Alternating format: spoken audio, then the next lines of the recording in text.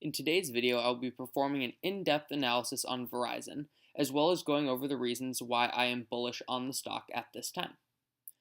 So this is probably going to be a pretty long video since I have a lot of data to go over, but I think that it will be worthwhile because I'll be going very in-depth onto many different topics like the rollout of Verizon's 5G networks, Verizon's debt situation, Verizon's current free cash flow situation, and many other things with Verizon's income statements as well as their balance sheet. So Verizon is a massive company that is known in the telecom sector at least as having the nicest, most reliable 4G LTE network, and they've been rated as having the best network by many third-party sites.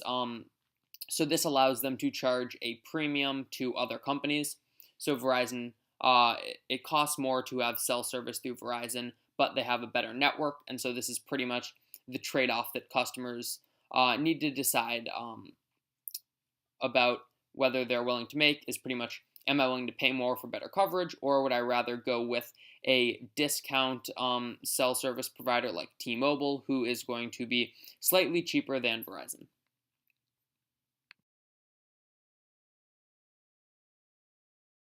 So Verizon has several things on the table for their future.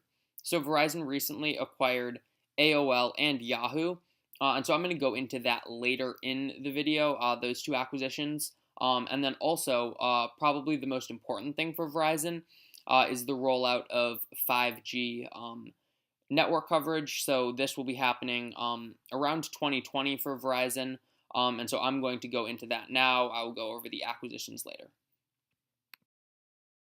So I'm going to start by discussing how Verizon has performed after they rolled out their 3G network coverage in late 2005, early 2006, and then their 4G network coverage in late 2010 through 2011. So I'm going to look at these two rollouts from the past to try and determine if there are any similarities between the two that I could use to predict what will happen when Verizon rolls out 5G coverage.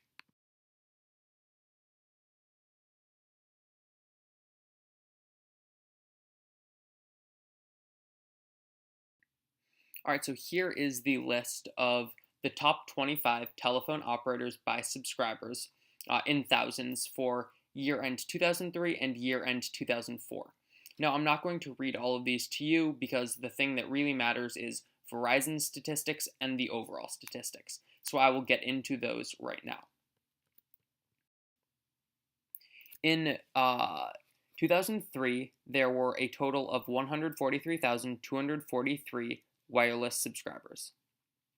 In 2004, there were 178,526 total wireless subscribers. Now, this represents a percent change of 24.63. This means that the wireless industry grew by 26% from 2003 to 2004. Now, in 2003, Verizon had 37,522 subscribers. And then in 2004, they had 43,816 subscribers. This represents a percent change of 16.75%. This means that from 2003 to 2004, Verizon grew at a slower pace than the total telecom industry. Here is Verizon's 2006 year-end report. They reported two specific numbers that we're going to look at: their number of wireless subscribers and their number of broadband subscribers.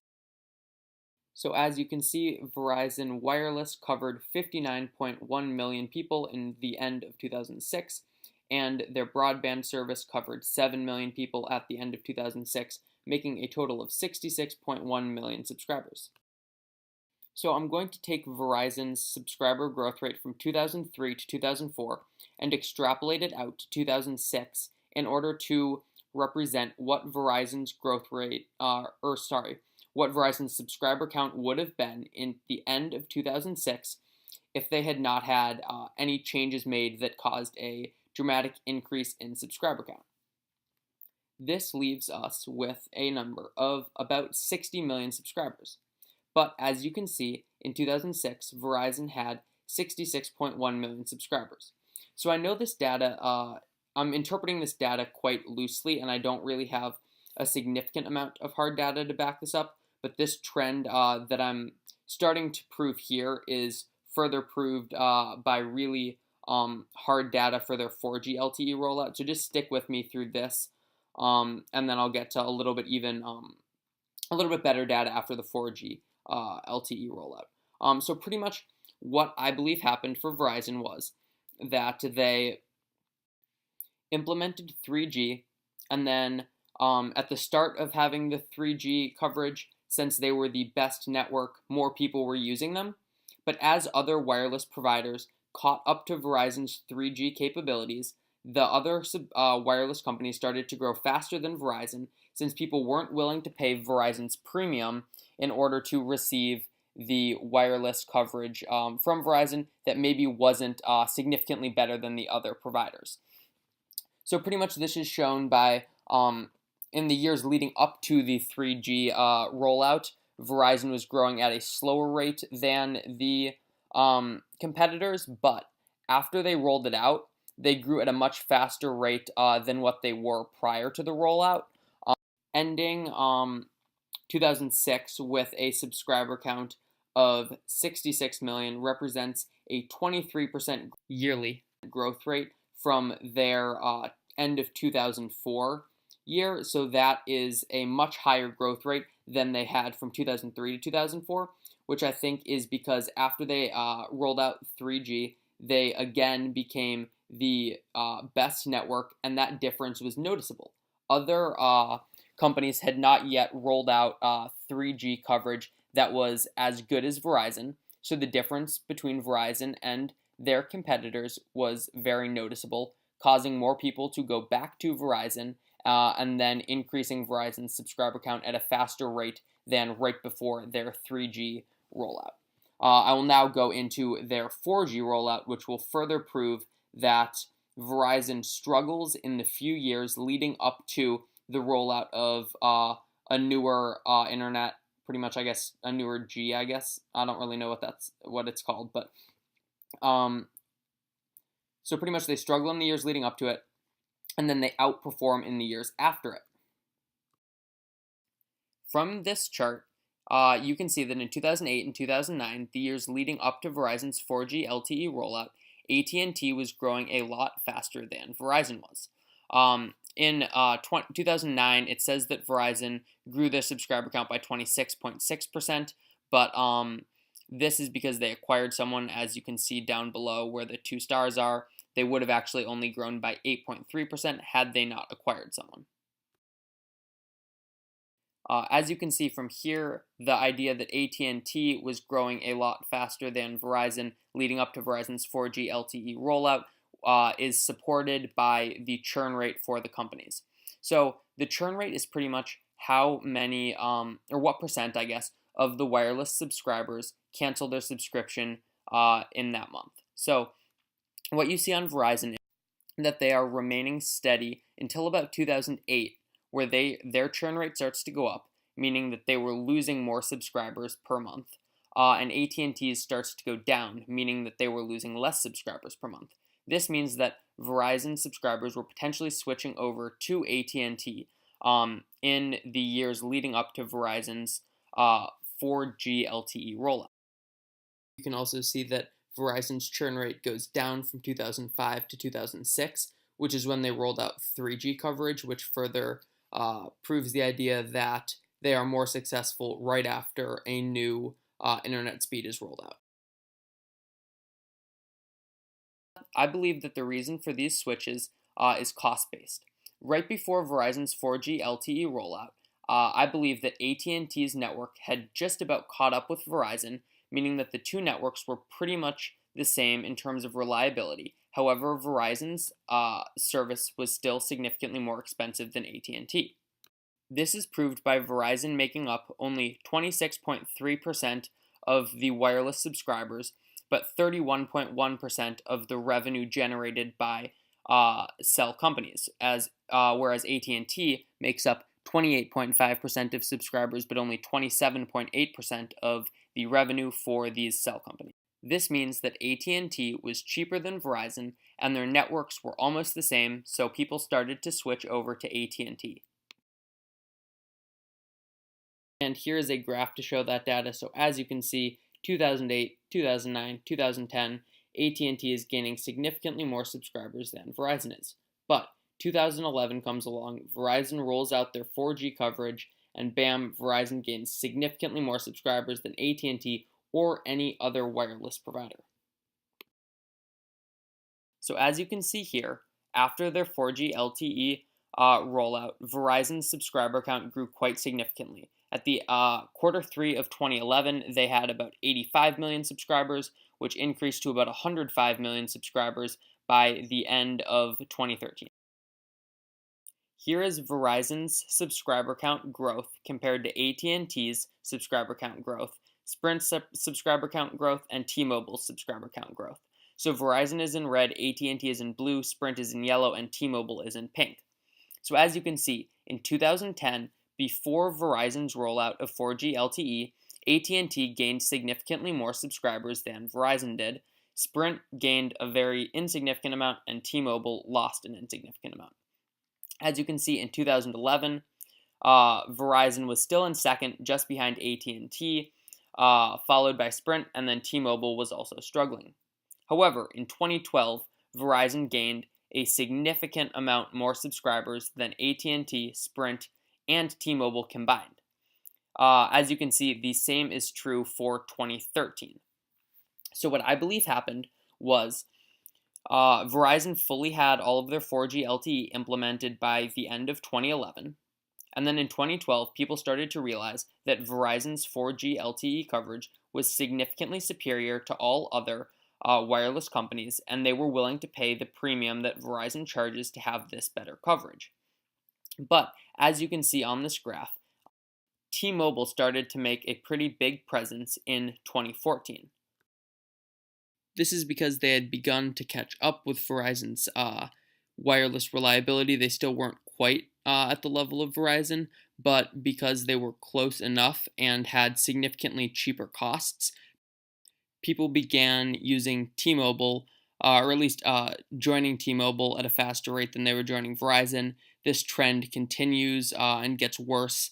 Even last quarter, Verizon actually lost subscribers for the first time in history. So pretty much it has been getting worse recently, but I think the rollout of 5G will help to stop that and a few other things that I will get into a little bit later in the video. So here is a quick chart of Verizon versus AT&T versus the S&P 500 from the year 2000 all the way up until 2017. As you can see, there was only one period of time when Verizon outperformed both AT&T and the S&P 500. This period was right after their rollout of 4G.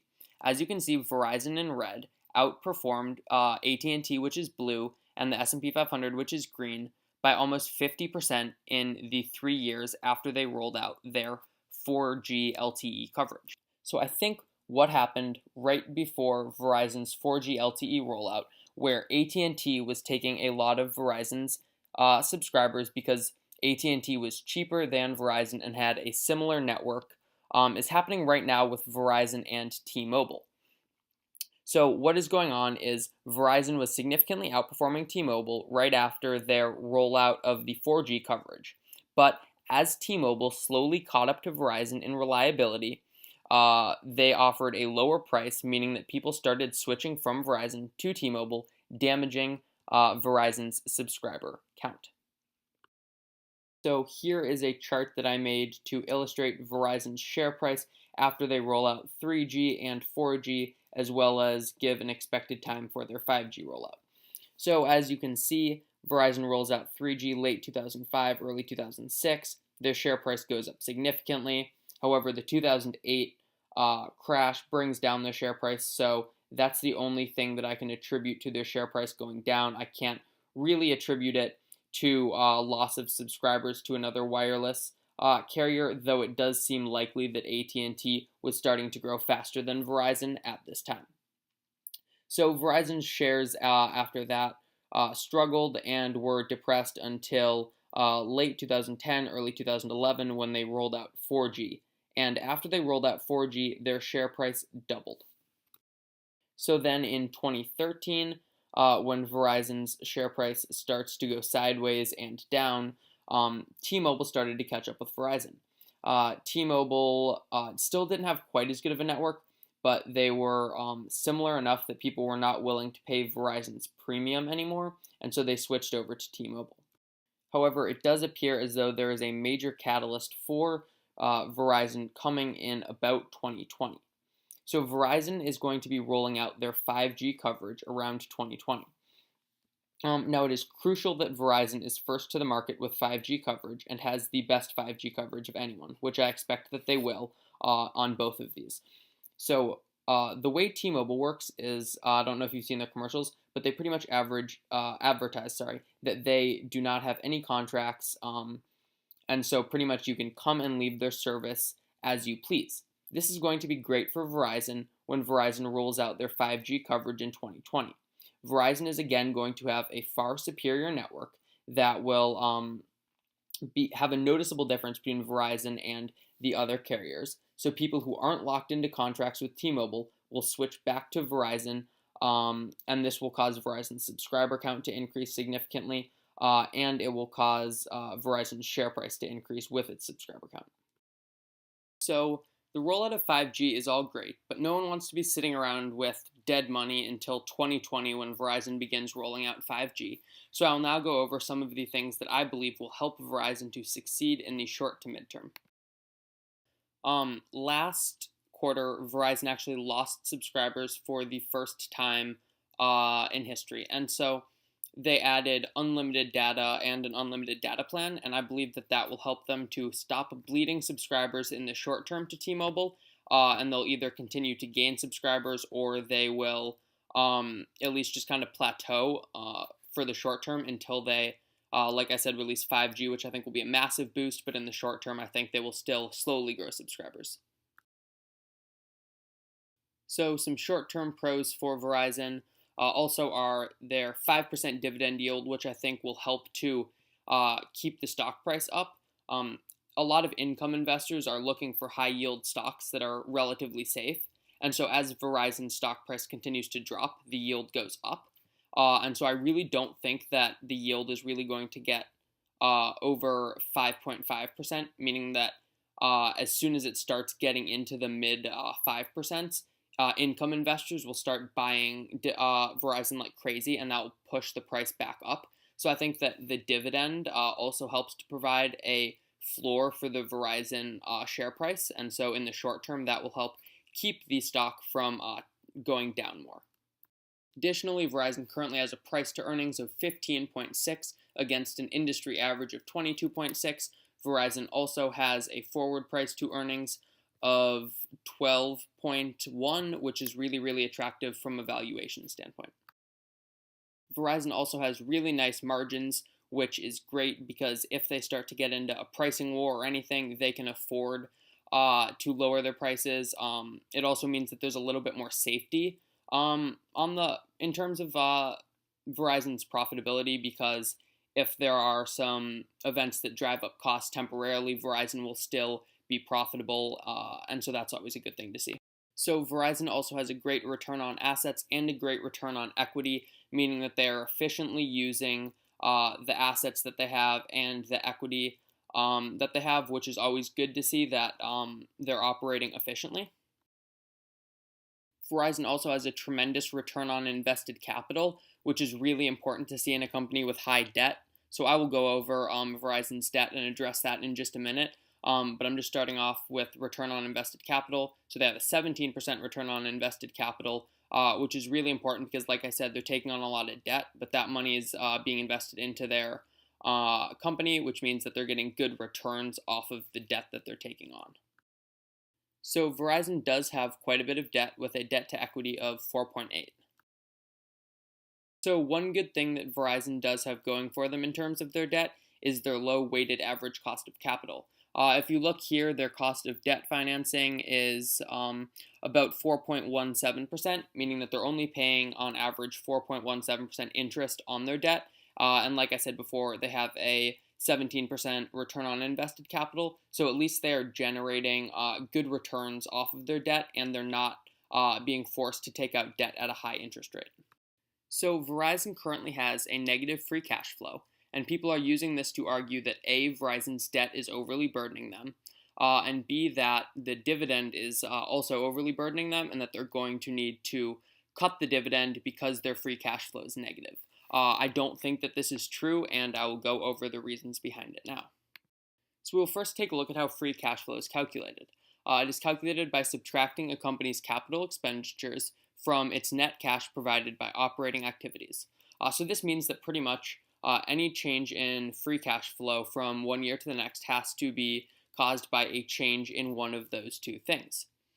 So we can see for Verizon that their capital expenditures were lower by $716 million in 2016 compared to 2015, but its net cash provided by operating activities decreased by more than $16 billion in 2016.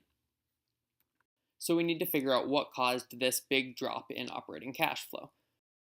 So the main thing that we need to determine is, was the decrease due to accounting noise or one-time events, or is Verizon's actual cash flow from operating activities going down because of reasons that will plague the company for years to come?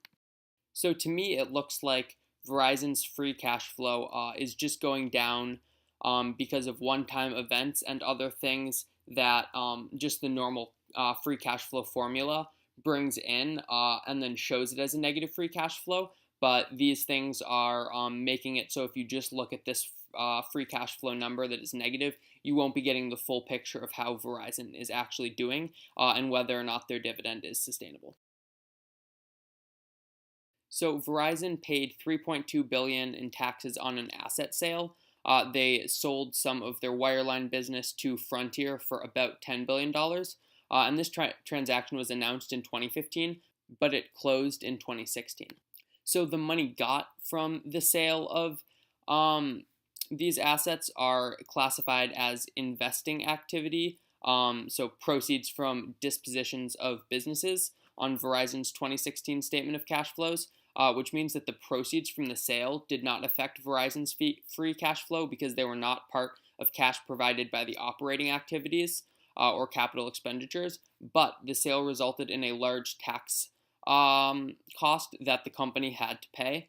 And accounting rules require this cash outflow be classified as an operating activity, which does affect Verizon's free cash flow. So pretty much Verizon received $10 billion from the sale, which did not go into their free cash flow, but they had to pay $3.2 billion in taxes, which was subtracted from their cash flow.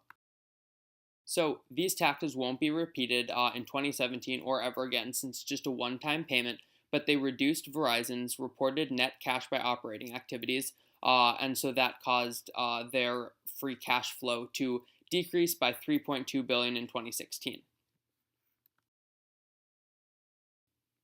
So until recently, wireless companies typically subsidized the price of new phones for customers who signed a service contract, but major carriers recently eliminated subsidized phone plans, so monthly service prices are now lower, but customers need to pay the full price of a new phone.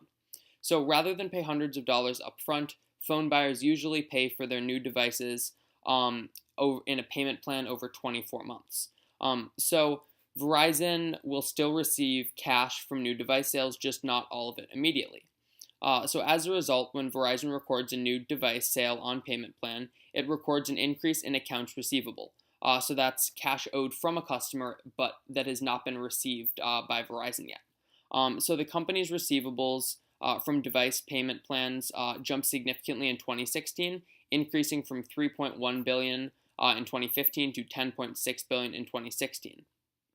So pretty much this increase in accounts receivable reduced the company's net cash provided by operating activities, and then that caused it to reduce its reported cash flow by about $5 billion in 2016.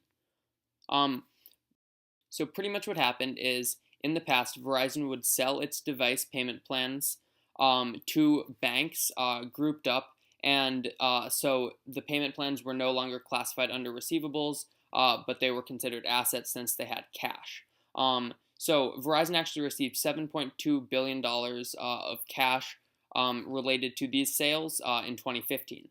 Um, so the cash received from these receivables was counted in Verizon's net cash provided by operating activities, and that increased cash flow. But now, instead of selling these phone payment plans to banks, which removes the receivables from the company's balance sheet and increases free cash flow, Verizon began issuing a new type of debt security that is backed by claims against the company's device payment plans, which are still held on Verizon's balance sheet rather than transferred to buyers. So pretty much what that means is instead of selling these phone payment plans to banks and receiving a lump sum of cash, Verizon is holding on to the payment plans and then taking debt on against those payment plans. So what it does is it allows Verizon a new way to get debt if they need it, as well as still receive the money from the phone payment plans. But what this does is changes the location of the money on their balance sheet. So pretty much instead of being under cash, which is in assets, which is used to calculate free cash flow, this money is under receivables, which is not used to calculate free cash flow. So this change had a big effect on Verizon's free cash flow in 2016.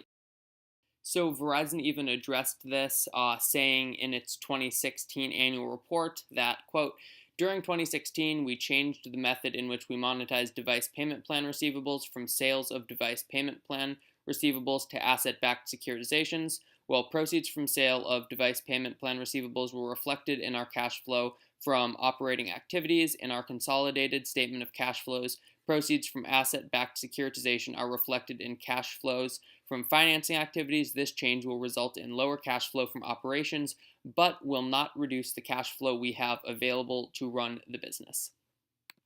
So pretty much what Verizon is saying is that this change will have no effect on how it runs the business and the money that the business is bringing in. It will just change where the money is on the balance sheet, which will make their free cash flow look lower, which people might get scared about, but they shouldn't. So after adding back these two, the tax payment as well as the device payment plan change, Verizon's adjusted net cash provided by operating activities would stand at $30.9 billion, which is a lot higher than the $22.7 billion it had to report because of the current accounting rules.